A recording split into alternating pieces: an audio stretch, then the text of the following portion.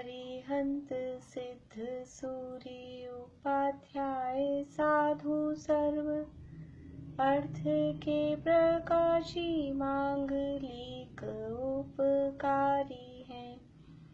तिन्ह को स्वरूप जान राग थे भई जो भक्ति काय को नवाए स्तुति को उचारी है।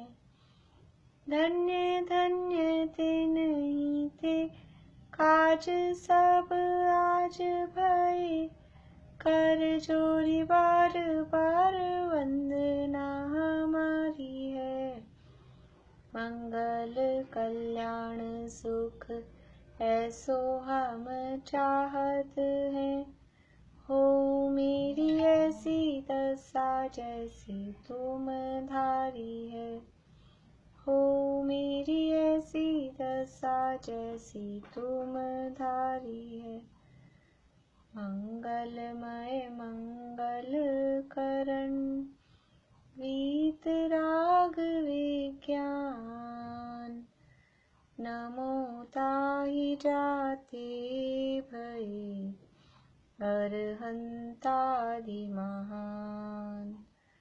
करि मंगल करियो महा ग्रंथ करन को काज। जाते मिले समाज सब पावे निज पद राज। बहुविधि में त्याग गहन करी मलिन भयो निज भाव। ताको होत अभाव है सहज रूप दर्शाव। सहज रूप दर्शाव। मोक्षार्थ प्रकाशक और इसका 5वां अधिकार अपना चल रहा है और इसमें सांख्य मत की चर्चा कल अपन ने शुरू की है।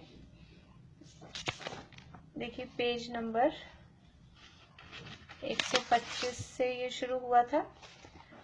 थोड़ा सा ये मेरे पास दूसरी बुक थी उसमें से मैं आपको पढ़ के सुना देती हूँ, थोड़ा सा समझ में आ जाए कि ये बात क्या कहते हैं, बात क्या कर रहे हैं। देखिए जैन दर्शन, मैं यहाँ से केवल रीडिंग कर रही हूँ कि सांख्य और जैन की तुलना है। सांख्य क्या मानते हैं, जैन क्या मानते हैं। जैन दर्शन पुद्गल को परिणामी नित्य मानता है। इस विषय में जैन और सांख्य दोनों के अभिमत में प्राय साम्य है। जैन जहाँ पुद्गल को परिणामी नित्य मानता है, वहीं सांख्य भी प्रकृति को परिणामी नित्य मानते हैं। यानी प्रकृति में परिणमन होता है और उसके फलस्वरूप महत आदि तत्वों की उत्पत्ति होती है। कल जो अपन ने देखा था ना, प्रकृति से महत तत्व उत्पन्न होता है और उससे सृष्टि का निर्माण होता है। दिखाई देने वाले सभी पदार्थ प्रकृति के परिणाम है। जो कुछ भी दिख रहा है वो सब प्रकृति का ही परिणमन है, ऐसा वो मानते हैं। इतना होने के बावजूद प्रकृति अपने रूप से शाश्वत है। ये सारी जितनी भी विभिन्नताएं दिखाई दे रही है प्रकृति की है, फिर भी वो प्रकृति शाश्वत है। इसी प्रकार जैन सम्मत परमाणु भी परिणमन की प्रक्रिया से गुजरते हैं, विविध रूपों को धारण करते हैं, फिर भी उनके अपना मूल स्वरूप नहीं त्यागते।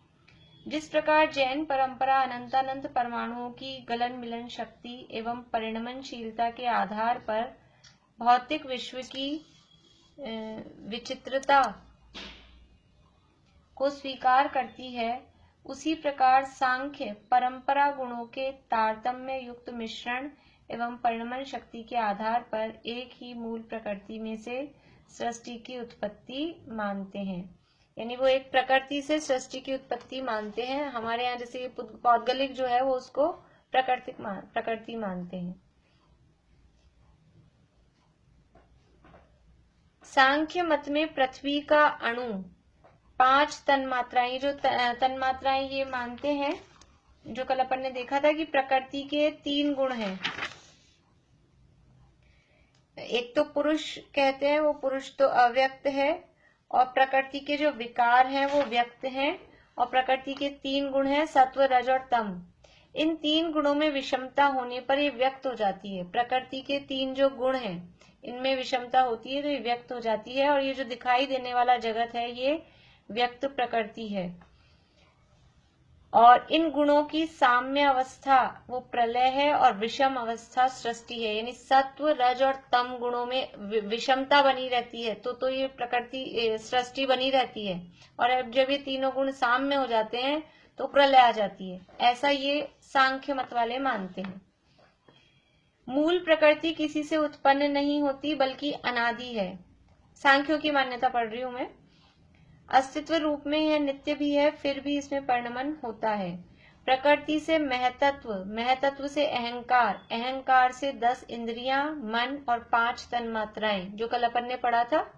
5 ज्ञानेंद्रियां, 5 कर्मेंद्रियां और मन, और 5 तन्मात्राएं। इन 5 तन्मात्राओं से 5 महाभूत उत्पन्न होते हैं। ये बात इसमें अपने मोक्षा प्रकाशक में नहीं थी। 5 महाभूत का नाम सुना होगा कि पंचभूत से बन मिलके शरीर बना है, ऐसा सुनने में आता है। तो ये जो तन मात्राएं हैं, इन तन मात्राओं से महाभूत उत्पन्न होते हैं। इनमें से मूल प्रकृति केवल प्रकृति है। महत, अहंकार, 5 तन मात्राएं, प्रकृति और विकृति दोनों रूप हैं। महत यानी वो अहंकार जो है वो प्रकृति का विकार है, तो अहंकार का उत्पादक होने से उसकी अपेक्षा प्रकृति है। इसी यानी प्रकृति का मतलब क्या है? प्रकृति को कह रहे हैं ये उत्पन्न करने वाला वो प्रकृति है, और उससे जो उत्पन्न हो रहा है वो उसकी विकृति है। तो पहले तो एक मूल प्रकृति हुई, मूल प्रकृति से महत हुआ, तो मूल प्रकृति प्रकृति हुई और उससे महत उत्पन्न हुआ, वो उसकी विकृति है। फिर महत से अहंकार उत्पन्न हुआ तो महत बन गया प्रकृति। जैसे अपने निश्चय व्यवहार में हम लगाते हैं कि आगे आगे बढ़ते जाएं तो वो पीछे पीछे वाला यानी वो निश्चय वो व्यवहार होता जाता है। उसी तरह से यहाँ समझना। इस प्रकार ये हो गया अहंकार से महत, फिर मन, 10 इंद्रियां, 5 तन्मात्राओं का उत्पादक होता है। अब ये देखिए जो 5 तन्मात्राएं हैं उसमें से ये पृथ्वी में, जो कल अपन ने देखा ना, अपने देखिए पेज नंबर 125 पे, कि रूप से अग्नि, अग्नि में मान रहे हैं रूप, तो अग्नि में अकेला क्या मान रहे हैं? ये शब्द, स्पर्श, रूप। इनके जो क्रम है ना, इनका क्रम ऐसे है, शब्द, स्पर्श, रूप, रस और गंध,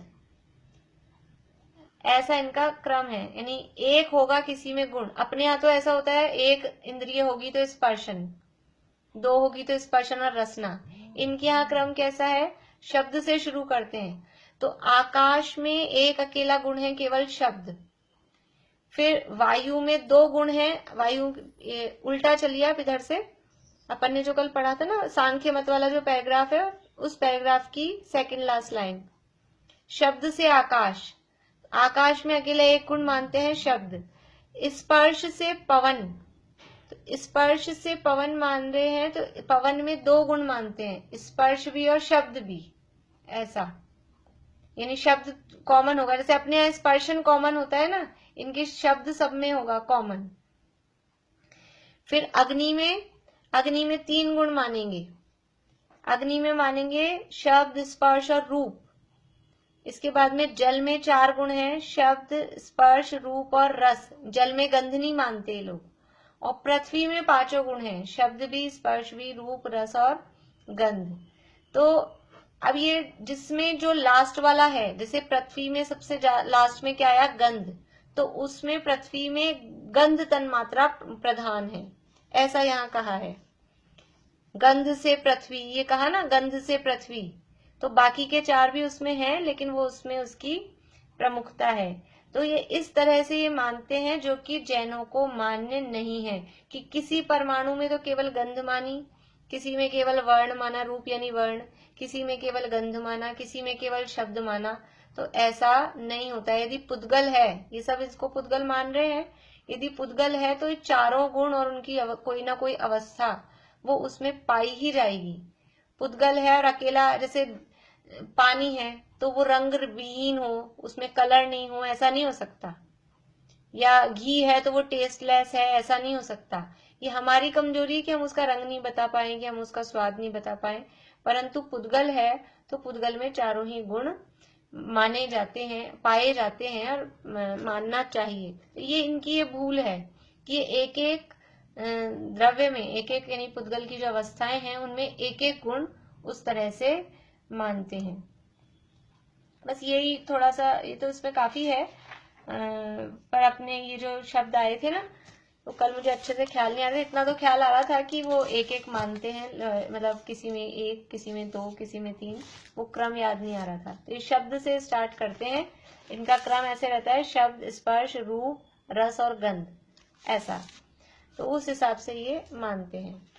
चलिए अपन आ गए थे 126 नंबर पेज पे। 126 नंबर पेज पे बीच में से पढ़ रहे हैं। इस प्रकार सांख्य मत द्वारा कल्पित तत्व मिथ्या जानना, ये हो गया आगे। तथा पुरुष को प्रकृति से भिन्न जानने का नाम मोक्ष मार्ग कहते हैं। मोक्ष किसे कहते हैं कि ये पुरुष और प्रकृति, ये दो पहले उन्होंने बताए थे, तो वो पुरुष को प्रकृति से भिन्न जान लिया, उसका नाम मोक्ष मार्ग है। सो प्रथम तो प्रकृति और पुरुष कोई है ही नहीं, तथा मात्र जानने ही से तो सिद्धि होती नहीं है। जानकर रागादिक मिटाने पर सिद्धि होती है, परंतु इस प्रकार जानने से कुछ रागादिक नहीं घटते। प्रकृति का कर्तव्य माने आप अकर्ता रहे तो किस लिए आप रागादिक कम करेगा। ये अहंकार क्यों उत्पन्न हो रहा है कि वो महतत्व से हो रहा है, मैं थोड़ी ना करता हूँ। और महतत्व क्यों हुआ कि वो प्रकृति से हो रहा है, तो बस जो भी कुछ काम कर रही है वो प्रकृति, और अहंकार के लिए उस महतत्व को ही प्रकृति कह देंगे। फिर आगे अहंकार के बाद में जो ये उत्पन्न हुई है इंद्रियां वगैरह, वो उन इंद्रियों के लिए वो जो ये है अहंकार, वो प्रकृति हो जाएगा। ऐसे जो भी काम हो रहा है वो प्रकृति कर रही है, खुद तो मैं तो कुछ करता ही नहीं हूँ, ऐसा वो मानता है। तो जब खुद कुछ करते ही नहीं है तो राग आदि कम करने का उपाय भी क्यों करेगा। जब हमने अहंकार हमारा है ही नहीं, हमने किया ही नहीं, तो हम उसको घटाने का उपाय भी क्यों करेंगे। विकार की स्वीकृति नहीं करेंगे तो विकार के अभाव का पुरुषार्थ भी नहीं हो सकता। इसलिए विकार के अभाव के लिए विकार की स्वीकृति करना भी जरूरी है। अभी विकार को अपना नहीं मान रहे तो उसके नाश करने का उद्यम भी क्यों करेंगे। इसलिए यह मोक्ष मार्ग नहीं है। तथा प्रकृति पुरुष का भिन्न होना उसे मोक्ष कहते हैं। सो 25 तत्वों में 24 तत्व तो प्रकृति संबंधी कहे, एक पुरुष भिन्न कहा, सो वे तो भिन्न ही है। आप कह रहे हो प्रकृति और पुरुष को भिन्न जानना उसका नाम मोक्ष है, तो ये 25 तत्व बताए, इसमें 24 तो सारे आप प्रकृति से ही हुए बता रहे हो, और पुरुष को अलग ही बता रहे हो, वो अव्यक्त है, तो वो पहले से ऑलरेडी भिन्न है, फिर अब और अलग से क्या भिन्न जानना है और मोक्ष करना है। सो वे तो भिन्न है ही, और कोई जीव पदार्थ 25 तत्वों में कहा ही नहीं।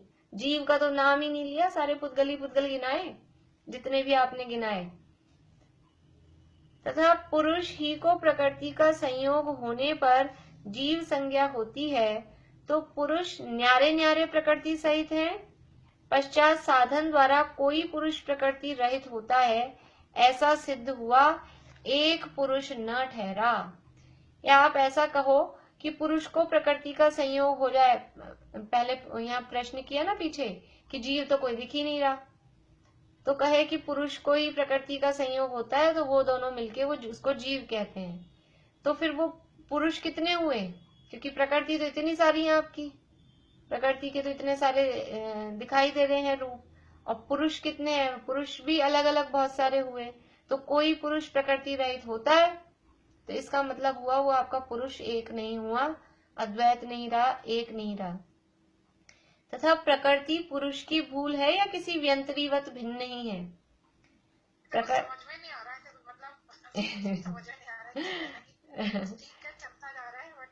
वही है, मैं अब क्या है समझाने की मैं ज्यादा कोशिश करूंगी तो भी वो कठिन, मैंने इसलिए किताब भी निकाली थी आज। हाँ, पढ़ लेते हैं अब, ठीक है जितना जो आए। मतलब ऐसा है कि इस तरह की मिथ्या मान्यताएं दुनिया में चलती है, कैसे कैसे कपोल कल्पनाएं चल रही हैं, इतना तो समझ में आता है, ऐसा तो समझ में आता है। एक्चुअल में क्या है ये, आप समय सार अगर पढ़ेंगे ना, समय सार में आएंगे ये शब्द। समय सार के मैंने कल भी कहा था सर्वविशुद्ध ज्ञान अधिकार में भी पढ़ा था, पर उसमें तो थोड़ा थोड़ा शॉर्ट में था, पर थोड़ा समझ में आ गया था, इसमें तो बिल्कुल ही समझ में नहीं आता। वहां तो कौन सा पेज?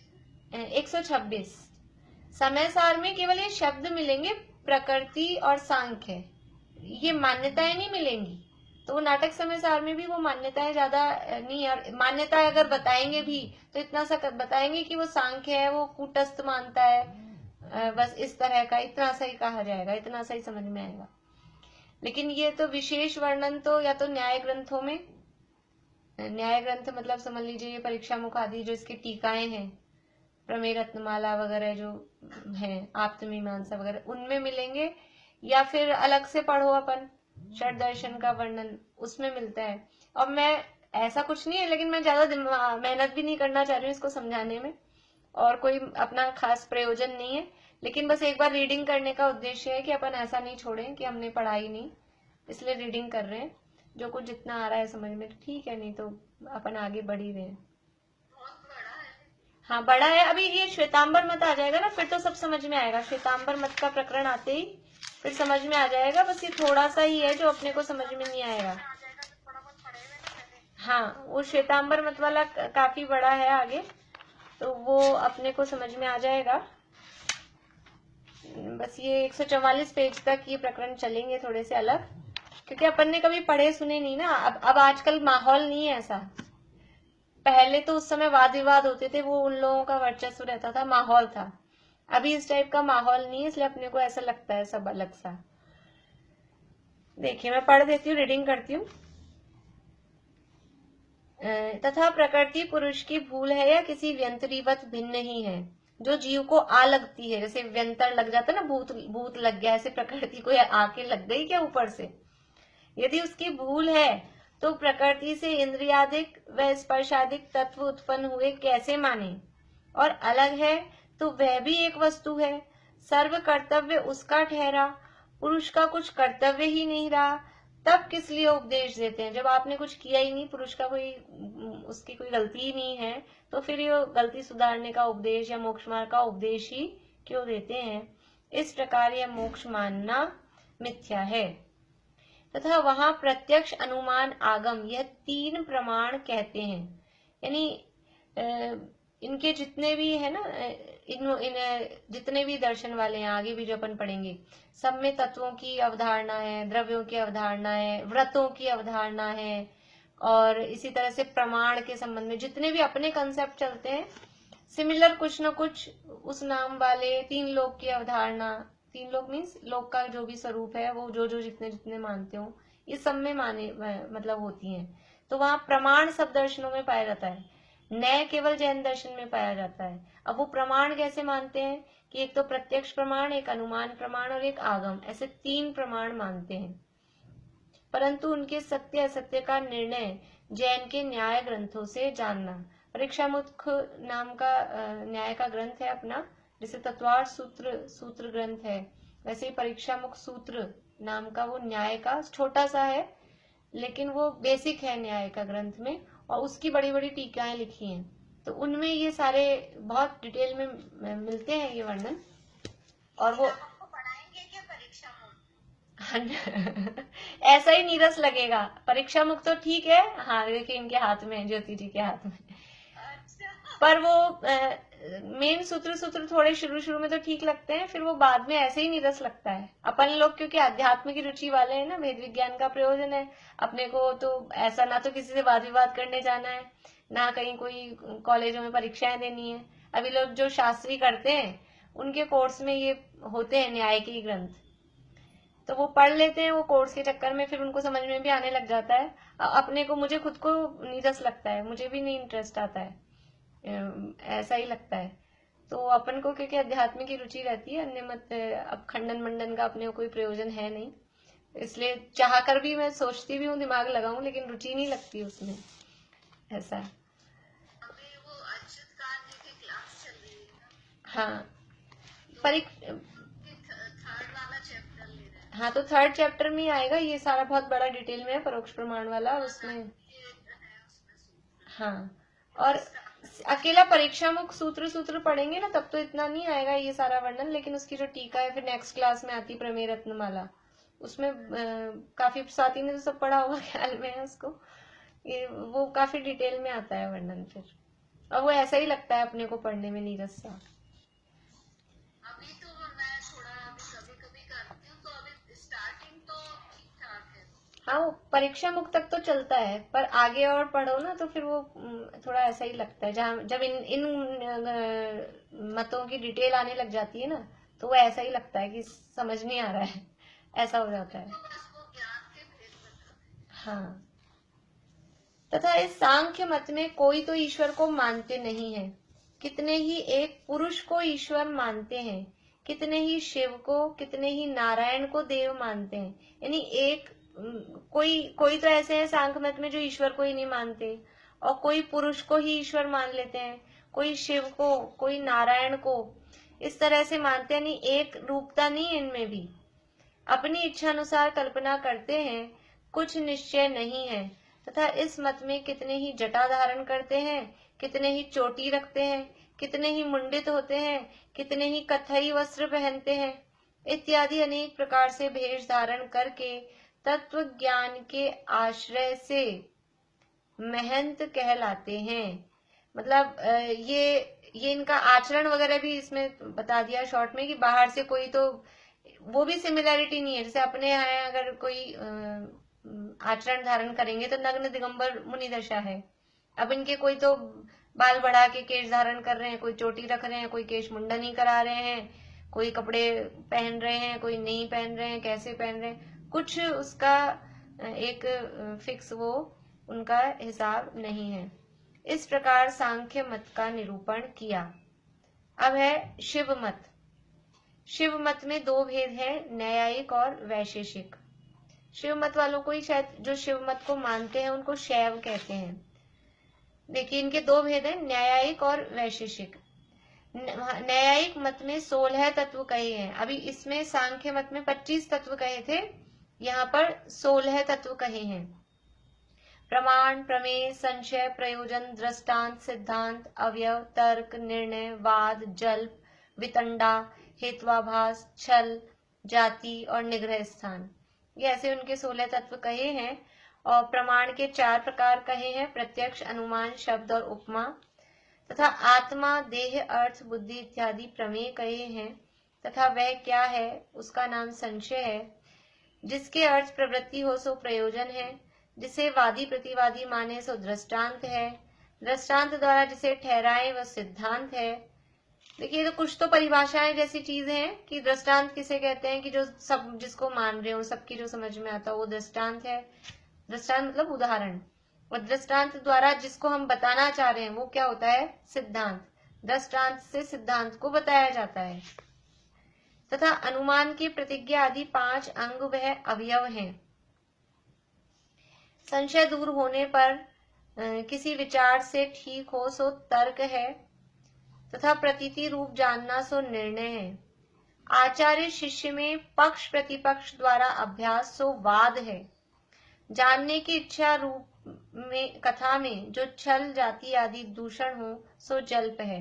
अभी परीक्षा मुख में जो तीसरा परिच्छेद है, तृतीय परिच्छेद में ये अनुमान के, ये प्रतिज्ञा, ये सारी बातें उसमें आने वाला है वर्णन, ये सब।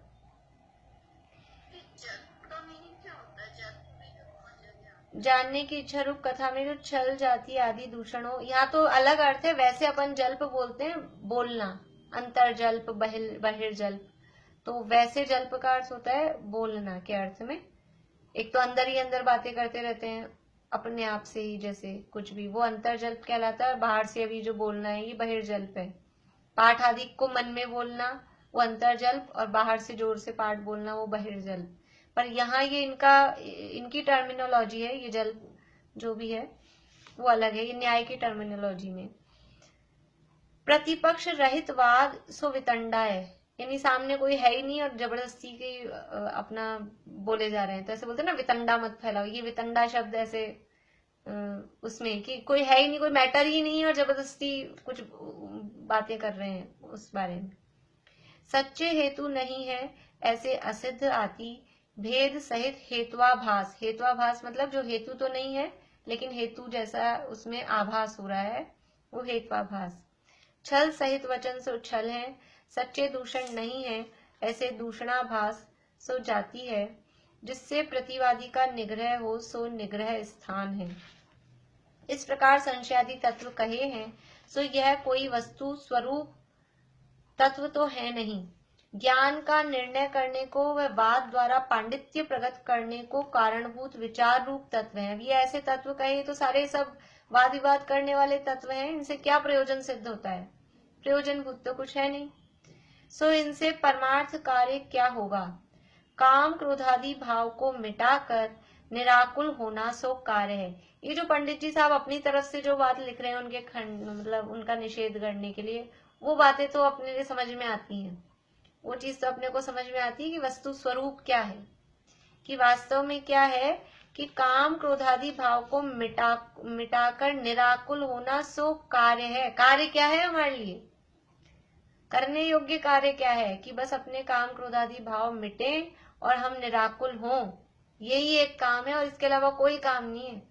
सुबह से उठते हैं, सिर पे इतने तो काम रहते हैं और आप कह रहे हैं ये काम है, उस काम की तो फुर्सत ही नहीं है। वो सारे काम वो काम ही नहीं, वो आकुलता के जनक है। इतना सिर पे भार रहता है सुबह से। और वास्तव में ये जो अपनी आकुलता है, काम क्रोध मोह राग द्वेष के जो परिणाम है, ये मिट जाए और निराकुल हो जाए, और निराकुल होना वही एक कार्य है। वह प्रयोजन तो यहाँ कुछ दिखाया नहीं है कि काम क्रोध आदि भाव कैसे मिटे, कैसे हम निराकुल हों, वो तो कुछ बताया नहीं है। पंडिताई की नाना युक्तियां बनाई, पंडिताई कर लेंगे सारी चीजें, ये पंडिताई के ही हैं, ये जो सारे हैं ये सब पढ़ के पंडित हो जाएंगे, दूसरों को परास्त कर देंगे, चुप कर देंगे, पंडित तो हो जाएंगे। तो यह भी एक चातुर्य है, लेकिन ये तत्वभूत नहीं है। फिर कहोगे इनको जाने बिना प्रयोजनभूत तत्वों का निर्णय नहीं कर सकते, इसलिए यह तत्व कहे हैं। सो ऐसी परंपरा तो व्याकरण वाले भी कहते हैं कि व्याकरण पढ़ने से अर्थ का निर्णय होता है। वह भोजनादि के अधिकारी भी कहते हैं कि भोजन करने से शरीर की स्थिरता होने पर तत्व निर्णय करने में समर्थ होते हैं। सो ऐसी युक्ति कार्यकारी नहीं है। वो ये युक्ति दे रहे हैं, ये जो हमने बताए हैं 16 तत्व, इनको पढ़ने से ही फिर आपका काम होगा। लेकिन ये तो खाली वास्तव में पंडिताई के ही हैं। व्याकरण के लिए भी ऐसा ही कहते हैं लोग। वास्तव में व्याकरण का ज्ञान हो तो शब्दों के सही अर्थ आसानी से ख्याल में आ जाते हैं, उससे निर्णय करने में सुविधा तो होती है। लेकिन अकेले व्याकरण का ज्ञान मात्र करे और निर्णय करे ही नहीं, उससे कोई निर्णय हो ही नहीं रहा है। ऐसा खाली ज्ञान बढ़ाने से, वो तो कोई ये कुतर्क है, वो अपनी अपनी बात सिद्ध करने के लिए तर्क देते हैं। तो ऐसे तो जिनको भोजन में रुचि है वो यही कहते हैं, शरीर नहीं चलेगा तो तुम्हारे साधना कैसे करोगे, इसलिए खाओ पियो शरीर को स्वस्थ रखो। तो जो भोजन की रुचि वाले हैं वो खाने पीने पर जोर देंगे, लेकिन ये युक्तियां कार्यकारी नहीं है। तथा यदि कहोगे कि व्याकरण भोजनादि तो अवश्य तत्व ज्ञान को कारण नहीं है, लौकिक कार्य साधने को कारण है, सो जैसे यह है उसी प्रकार तुम्हारे कहे तत्व भी लौकिक कार्य साधने को ही कारण होते हैं। जिस प्रकार इंद्रियादि के जानने को प्रत्यक्ष आदि प्रमाण कहा, वह स्थाणु पुरुषादि में संशयादि का निरूपण किया। इसलिए जिनको जानने से अवश्य काम क्रोधादि दूर हो, निराकुलता उत्पन्न हो, वे ही तत्व कार्यकारी हैं। यानी इन प्रकरण को पढ़कर कि हमारे यहाँ जो तत्व बताए हैं 7 तत्व, उन्हें प्रयोजनभूत तत्व क्यों कहा और उसकी सिद्धि की है कि ये 7 तत्व कहे हैं, ये प्रयोजनभूत क्यों हैं? क्योंकि जिनको जाने बिना हमारा दुख दूर नहीं हो और हम सुखी नहीं हो, वो है चीज प्रयोजनभूत। तो इन 7 को जाने बिना, जीव अजीव आश्रव बंध संवर निद्रा मोक्ष, इन 7 को जाने बिना हमारा दुख दूर नहीं हो सकता और हम सुखी नहीं हो सकते, इसलिए वो प्रयोजनभूत हैं। अभी ये अब आगे का कल ही पढ़ेंगे। जैसे न्याय व्याकरण का भी यहाँ टोडरमल जी साहब ने लिखा है, थोड़ा बहुत न्याय व्याकरण का ज्ञान होना चाहिए। तो थोड़ा बहुत जितना न्याय व्याकरण का ज्ञान होना चाहिए, तो व्याकरण तो अपन ने समझ लीजिए स्कूलों में जितनी पढ़ाई करी उस हिसाब से उसमें पढ़ी है। और न्याय का ज्ञान जो अपनी पाठमालाओं में न्याय के चैप्टर भी हैं, अपने को पता नहीं चलता। जो लक्षण और लक्षणाभास ये जो चैप्टर है, ये न्याय का चैप्टर है, न्याय का विषय है। तो जितना प्रयोजनभूत है उतना न्याय अपन ने पढ़ा है अपनी पाठमालाओं में। प्रमाण और नए ये जो चर्चा है, नए चक्र ये न्याय का विषय है। नए चक्र, प्रमाण की बात, नए की बात, तो वो अपन ने पढ़ी प्रमाण नए अधिगम में।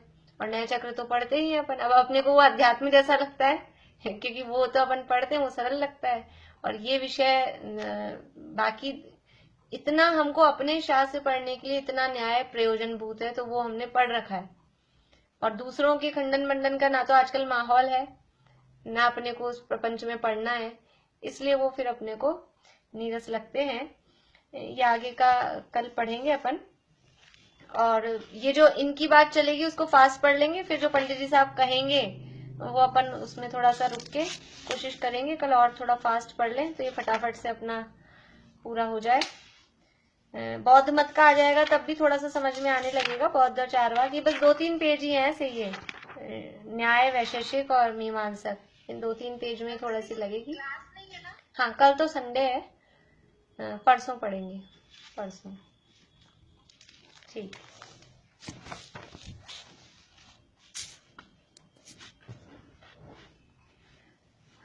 कल सुबह भी इसमें जो ये अपनी चल रही है ना प्रवचन,